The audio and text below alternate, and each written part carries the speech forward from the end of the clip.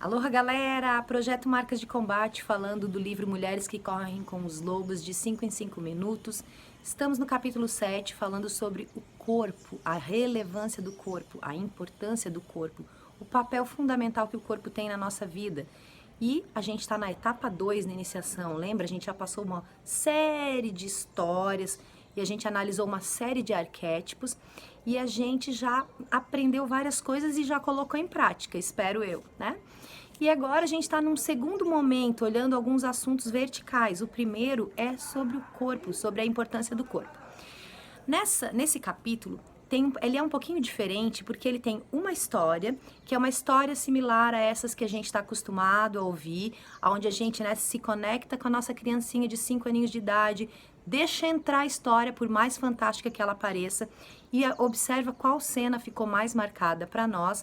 E aí a gente sabe que essa é a porta, é o arquétipo porta, digamos, arquétipo tracinho porta, para a gente investigar o que a gente está vivendo na nossa vida nesse momento, que ligação temos com essa história, que a gente pode, que paralelo podemos traçar entre a história e a nossa vida, ok? E dentro desse capítulo tem uma outra história, que é a história da La Mariposa, que não é uma história arquetípica, apesar de que La Mariposa é um arquétipo, ela é uma história real, de uma tribo, é uma história tribalista mexicana, onde existe um ritual, que é o ritual da La Mariposa, a dança da La Mariposa. E esse ritual existe até hoje e pessoas, turistas e interessados vão lá para assistir. E aí ela comenta sobre as conclusões e impressões, tanto das pessoas que assistem quanto as dela. E a gente vai comentar sobre as nossas. Mas eu vou começar com a história anterior, que é a história que tem essa característica arquetípica. Então, nós temos 5 aninhos de idade, a gente vai ouvir sem julgar se tem algo de fantástico e vamos ver o que ficou mais marcado. E depois a gente vai analisar, então, a simbologia da história, certo? Eu vou ler, tá? O nome da história é a História do Tapete Mágico. Nela, um sultão manda 3 irmãos, filhos dele, procurarem o melhor objeto da terra. Aquele dos 3 que trouxer o que for considerado o tesouro dos tesouros, receberá todo o reino.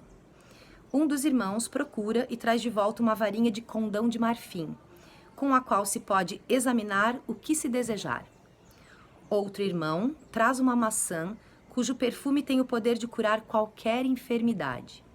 O terceiro irmão traz um tapete mágico que é capaz de transportar uma pessoa para qualquer lugar, bastando que ela pense nesse lugar. O sultão pergunta o que é melhor: a capacidade para ver a distância? A varinha de condão, com a qual se pode examinar o que se desejar. A capacidade para a cura e a recuperação? A maçã, cujo perfume tem o poder de curar qualquer enfermidade. Ou a capacidade para o voo espiritual? O tapete mágico, que é capaz de transportar uma pessoa para qualquer lugar. Cada irmão, por sua vez, glorificou o objeto por ele encontrado.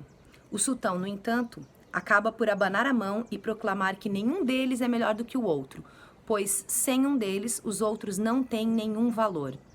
Com isso, o reino é dividido entre os 3 irmãos em partes iguais. Então, a história acaba aqui. O que é isso por trás desse arquétipo da varinha, da maçã e do tapete? Qual desses 3 ficou marcado mais para você? A gente vai destrinchar a simbologia, mas eu vou adiantar para vocês que essa história trata da tríade: corpo, mente e espírito, ou você pode chamar de corpo, mente, alma, ou você pode chamar de corpo, mente, consciência superior, dependendo do dogma que você seguir ou não, ou você pode ainda chamar de corpo, mente, mente pensante, voz pensante e observador interno. Então, a gente vai avaliar aqui o que o sultão disse, que nenhum dos 3 é melhor, porque nenhum dos 3 tem propósito, tem valor, se não houver os outros 2. É um triângulo equilátero. No próximo vídeo a gente vem comentando a simbologia por trás desses 3 arquétipos: varinha, maçã e tapete. Abraço, gente!